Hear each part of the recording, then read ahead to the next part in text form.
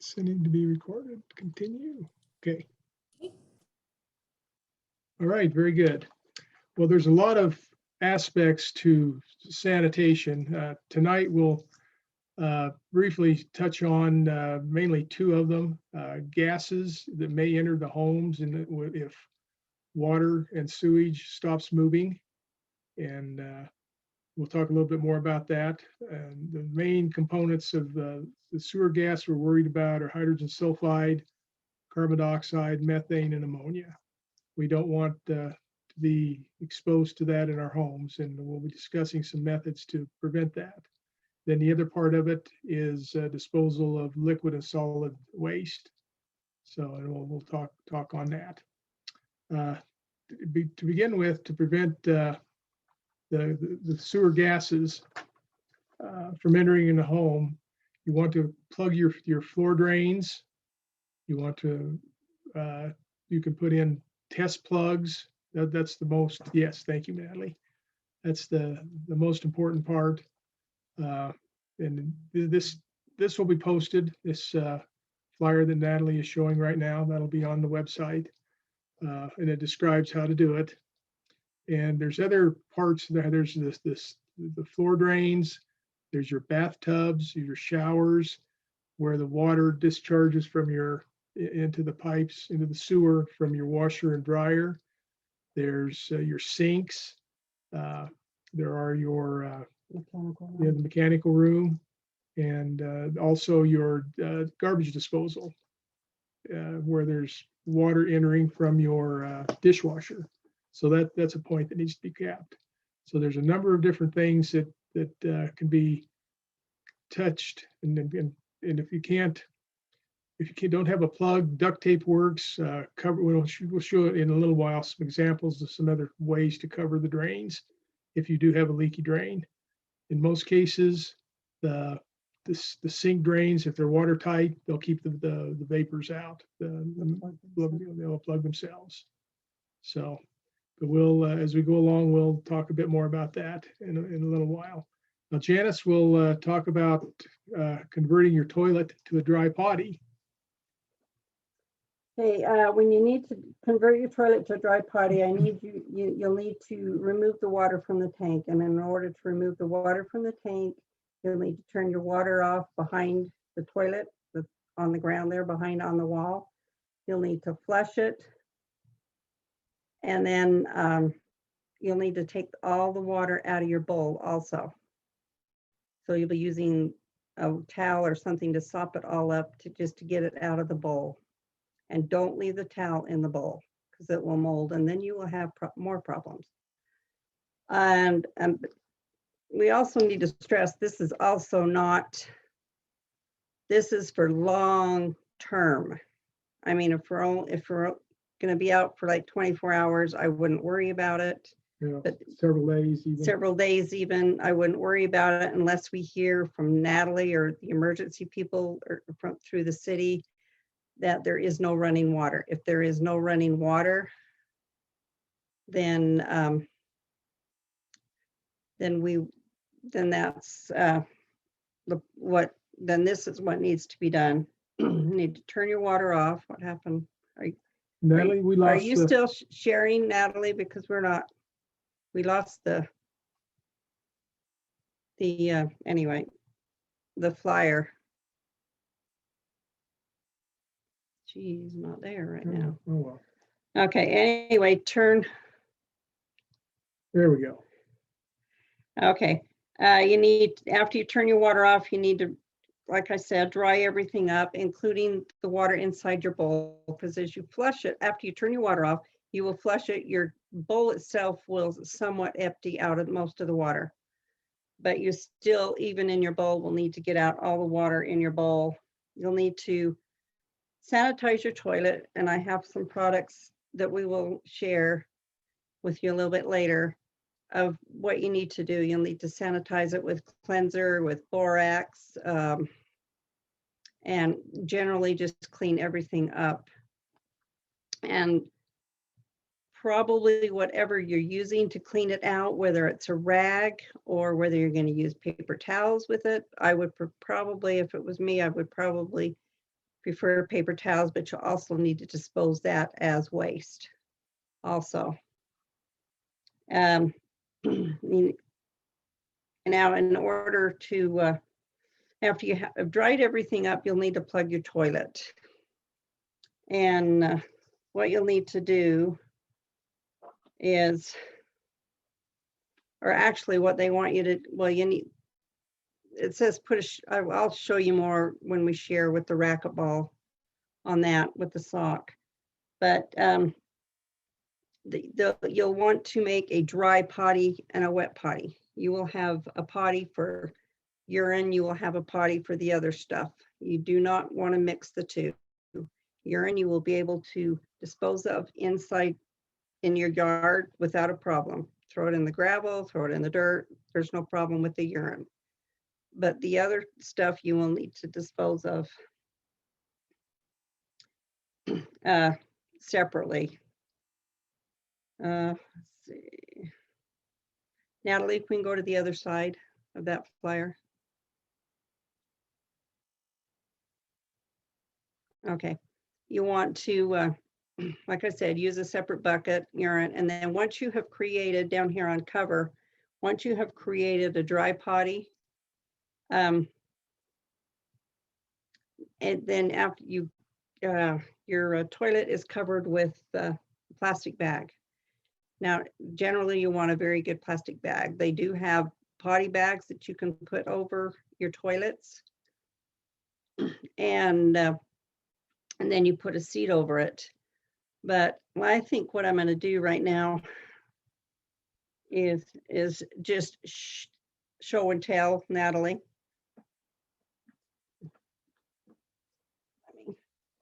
Get up.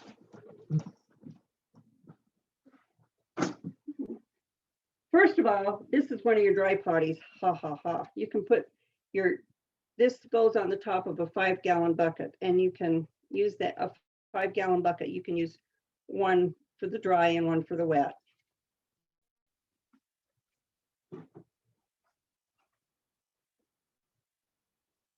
And once your potty is all dry, you'll get a racquetball or whatever size your toilet hole is, and put it in a tube sock.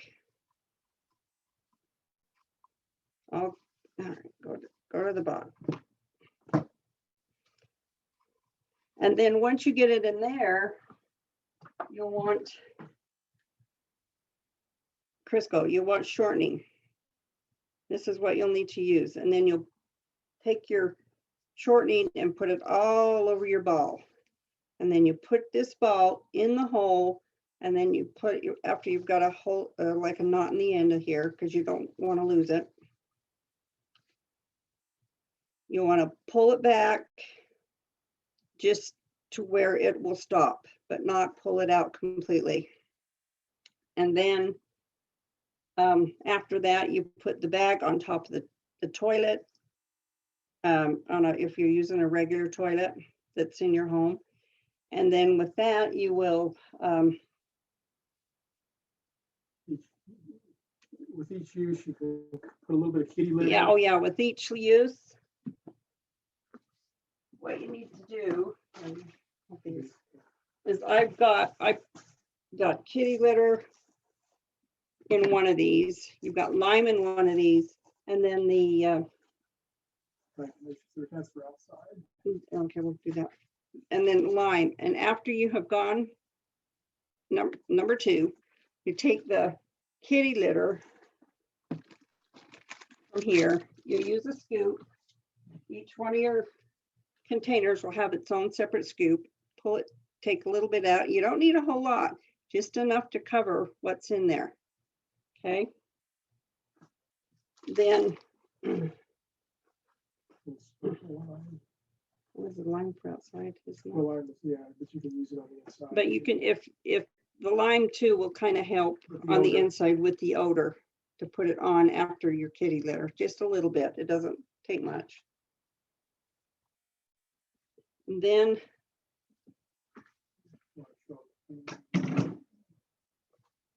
this is some of your cleaning products is Ajax just cleanser, borax to use, and then we want to dispose of it. Now let's go back. Let's just go back to the berry part on the. Oh, and just to make sure you might want to make sure you have an extra pair or an extra box of protection for your hands, plastic gloves, where your toilet is, because you never want this stuff to get on your hands. You want to use the lime, especially. You don't want to get it on your hands, but you don't want the other stuff on your hands either. And then you dispose of those as if you were taking it off without getting your hands wet with them. And then those can be disposed of also. Yeah, it's garbage. As garbage, but just be careful. So when you're doing it and going outside with it, you'll want to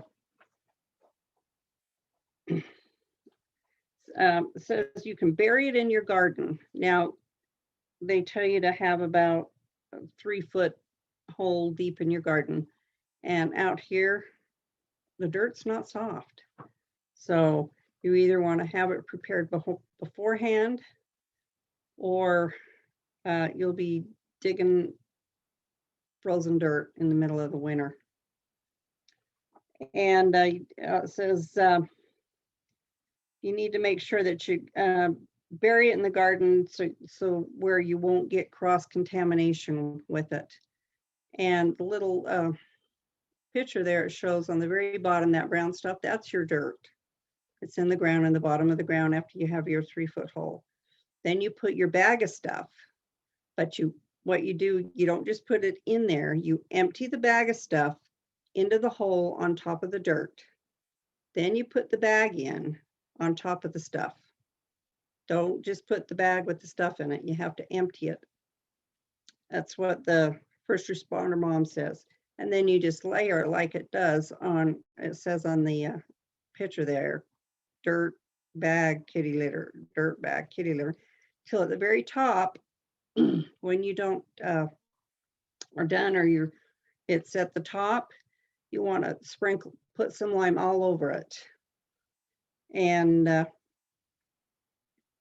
then you put soil on top of it, and then you'll want to make sure that you put something heavy on top of it so that animals, anything will come and will smell it, and they will start digging it, and then they'll dig it all up. So you don't want any animal digging that up. And and make sure when you're working with that stuff, especially emptying the bag into the hole, make sure you have gloves on. Gloves are very important. And think, in an emergency, who are you going to take care of? You're number one to take care of first. So, and then you can help other people's after you are taken care of. So anyway, what next? Okay, I'm going to just make a couple of comments. The discussion on berry, it works very well out in what I call Old Town Bluffdale, not the Independence area. The homes in Independence are quite close together. And as I understand, Natalie and I have talked a bit, the city will work on, in the event of a major disaster, to find a location where the solid and liquid waste can be managed. So that's not been established yet, and it probably won't until actual disaster happens and see what's damaged and what isn't, and what areas can be used. So that's one point. And yeah, and then also before we move on, I want to the flyer we've been using has been made by Catherine McMullen. And she's got a website, and that information's on here, Catherine, firstrespondermom.com. And then she has about 5 that I know that I saw and went through YouTube videos, and they're excellent. It takes about an hour and 20 minutes to go through them, but she discusses in more detail what we're talking about, and she's an authority on it. She's worked for the health department, and I believe she still does, the State of Utah Health Department. So I think she's an excellent resource, and this is a very factual and very useful flyer. And then also on that flyer, it said if the ground is frozen, you can use an airtight can, but the chances of it, you're still going to have to dispose of it once it's frozen. So you're not, and with our winters being thaw, freeze, it's not going to remain, in my opinion, frozen the whole time. So. Okay, all right. I'm just going to briefly talk, and then we'll move on to the next flyer. But on the gases, they're the primary ones, as I noted, were hydrogen sulfide, carbon dioxide, methane, and ammonia. And hydrogen sulfide is by far the most deadly. Low concentrations of it, you become nose blind to actually being able to smell it. At about, I believe it was about 20 ppm. It quickly paralyzes the individual's ability to detect an odor and will rapidly render a victim unconscious. So that way you can smell it, you know something's happening. So ventilate, get out of the house. And if you're not smelling it, yeah, if you smell it and then you don't, you're in trouble. You're in trouble. If you've got something in your brain, a sensory or something in your brain that says that. Yeah, the carbon monoxide and methane, they're no real odor characteristics, and they're basically asphyxiants. And methane is the fourth one that's a primary concern, and it can be an explosive, an asphyxiant, and you can smell it. And well, that was the third one. Then ammonia has a distinct odor, and it has you know when it's there too. You can smell it. So that's another issue. And I'll provide you a website where you can look up that information. Okay, did we cover all of our? I think we did. Oh, let's see what plugs. Yeah. Sorry, there's just so many items to talk about. I talked about a plug for the pipes is in the black, like the black pipes you have in your basement, your mechanical room. Up there we go. There it is, right here. So this one happens to be a 2-inch one. Home Depot, Plumber Supply, any plumbing store has these, and they go, I think, 1 inch up to about 4 inches, might even get bigger. But I don't want to open the bag here, but they fit into the cut pipe, the hole. You just twist it, and the rubber expands here, and it makes an airtight seal. So that's for the easy access showers and your drains, and you say your big drains, and also for your washing machine discharge into the sewer. That's a black pipe there. Yeah, but yeah, don't make sure before you go buying things, measure them so you know exactly your drain size, to know what size to get. Okay. There's also, we found just stuff. There's a flat stopper here that, if you're having, maybe somebody with older bathtub or something needs something like this. Or shower drain. Or shower drain, and and then you silicone around it. You could silicone around it and make sure it stays done tight. And then there's all these other sort of different types of drain plugs that you could put in your sinks. Here's a tub stopper one. You just have to take the screen out that's in the tub, and just different stuff that you can use. Okay. Pretty much covers that. Natalie, did you want to add any more to that portion of the discussion? No, I think that sounds great. And then at the end, we can open it up for questions. Okay. All righty. Well, I've got the number 2. Okay, sanitation preparation. This is something that I put together. There's a whole bunch of information on the internet that fairly similar. Each home is different, so you can pick and choose what works best for you. But we've already discussed a bit of the sewer management and sewer gases. As I mentioned, refer to First Responder Mom's YouTube videos and her website, Sanitation and Disaster. And then there's a National Institute for Occupational Safety and Health, NIOSH. They have a pocket guide, and go to search the guide. Well, you just Google it. I'll give the website for it, and go to the search pocket guide for dangerous chemical specific concentrations. And you just put in the chemical that you're interested in, and when you're in the website, and it'll bring up all the toxicity information. Now, none of us, unless we're working in the hazardous waste industry, have any meters to measure other than our noses and other respiratory issues that we might get from these things. So that will help you out a bit, and you can spend as much time as you want reading that information. And then for personal cleanliness during a disaster, and these things are all obvious, but I thought I'd just make a little notation of them here.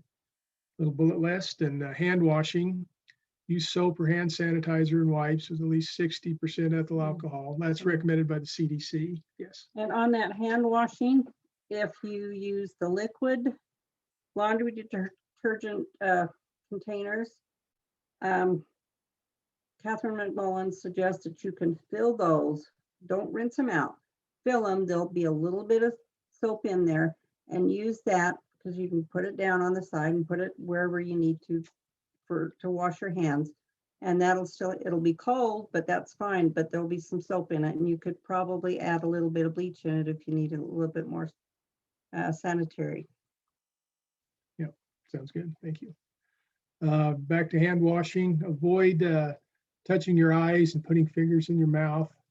Also, don't touch food with dirty hands, and don't touch your hair either. Hair washing. If you have a sufficient water supply, wash hair every few days. As I noted, avoid touching hair with dirty hands. Bathing. If water is available and that you can use for other than drinking, use a small amount of the water and soap and scrub with a sponge or cloth rag and rinse. And you can save the rinse water for the next bath and use a little bit of that water. Solar, propane, and other types of showers can be purchased to heat water. And you can spend as much money as you want on this topic.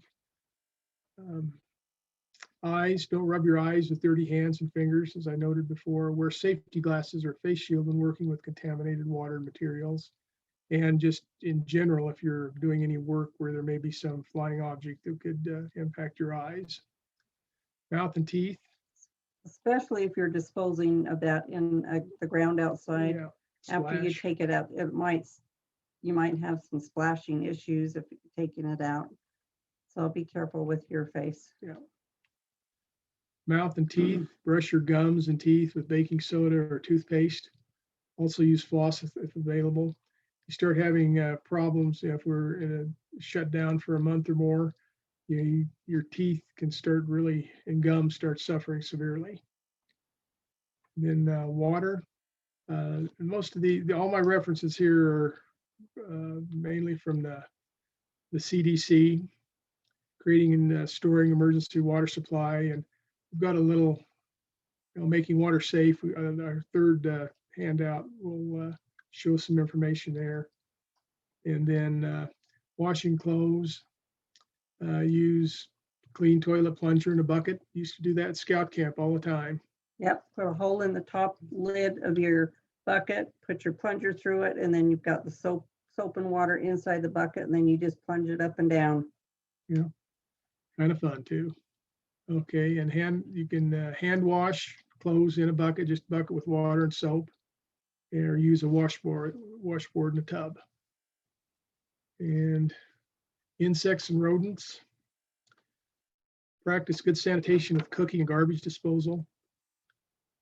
Purchase insect repellent with a deed for mosquitoes and for being out when you're outside. The diatomaceous earth will kill most insects. Yeah. Diet.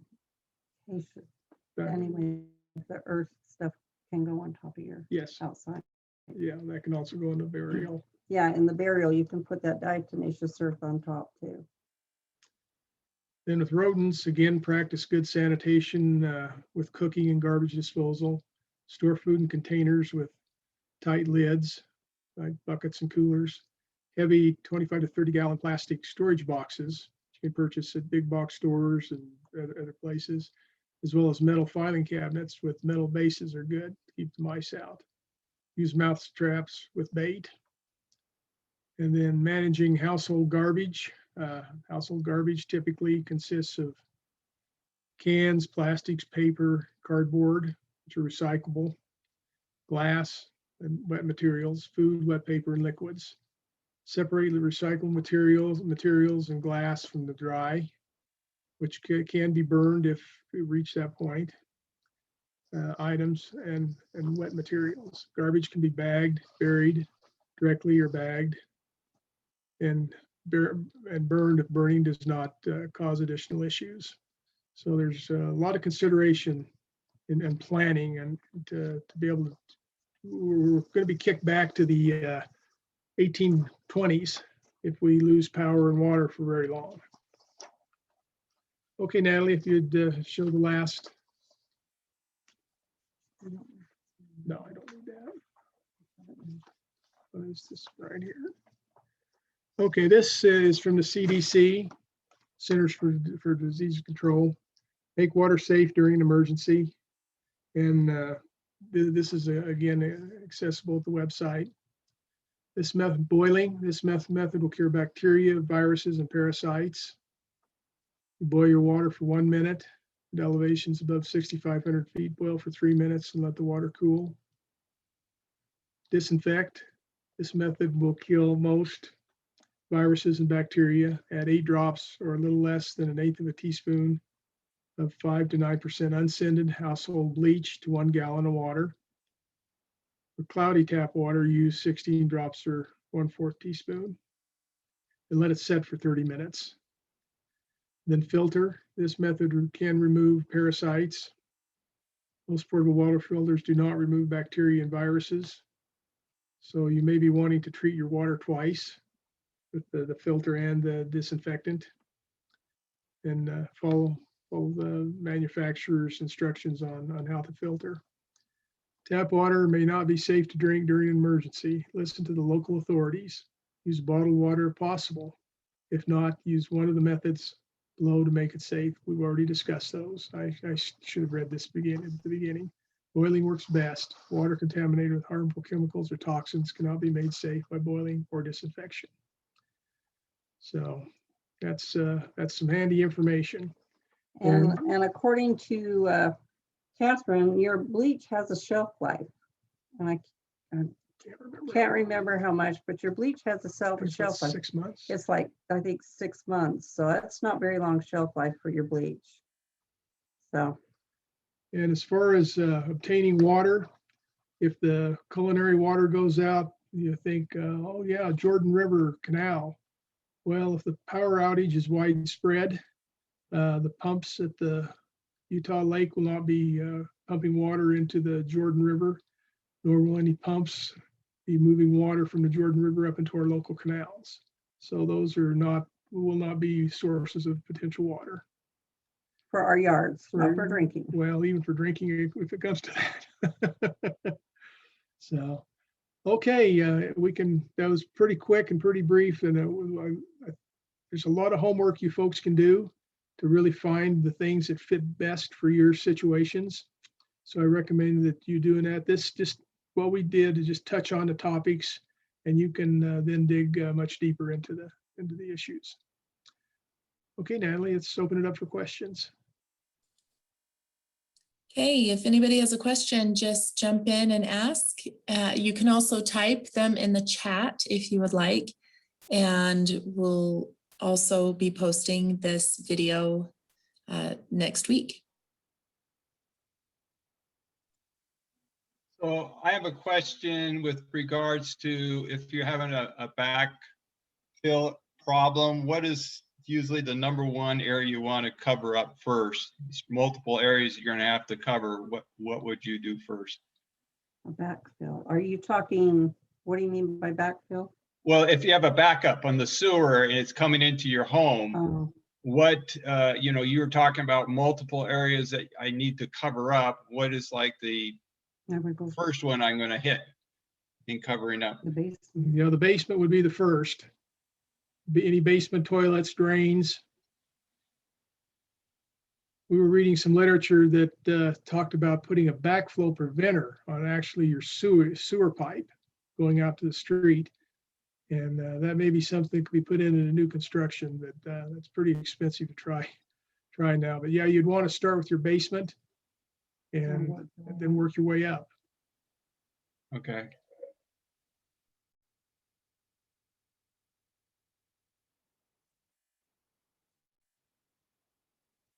Oh, good. You guys are all experts. Either did really good or put you to sleep. You did great. I think one of my concerns is if one person is doing this, but your next door neighbor isn't, Yeah. and the sewer backup, what is involved with that? Communication, I would think. Yeah, communication. You need to get your neighborhood on board with it, that if something happens, this is what needs to be done. Or as long as you are plugged, it will help you. Yeah. But I think you need to get your neighborhood on board with it too, all the houses around you. If you're at the top of the street, you'll certainly have less problems than those individuals at the bottom of the street, downhill. That Natalie, that's something that gets back to our sections and also any the church and ward organizations that could be mentioned and talked about. It has to be for, as you say, for it to be effective, everybody has to do it. And even at that point, there may be some loose plug somewhere where somebody still might get flooded.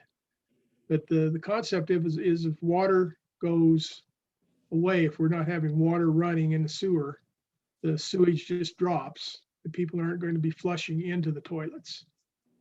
And so there won't be that kind of a bill just drop below them and just stay within their own personal system if they can't flush. So they'll be creating their own problem if they're not taking care of the sewage.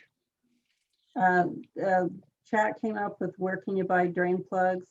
Home Depot, Plumber Supply, Lowe's, Any of those kind of stores. any store that sells plumbing supplies.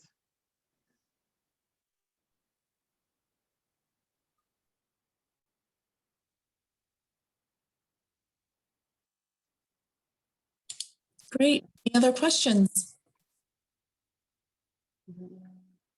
Okay, thank you, Jean and Janice. This was really wonderful. And I'm sure others will have questions, and they're on those flyers. They're all on the website, and first responder mom, her contact information is on there, I believe, as well. And please, everybody dig in to the issue and find solutions to your own situations.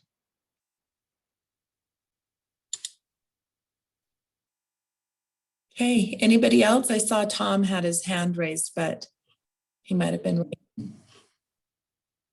I think it was he was clapping or high five. Natalie, I just give some encouragement. Thanks for the information. It's been great. Thank you.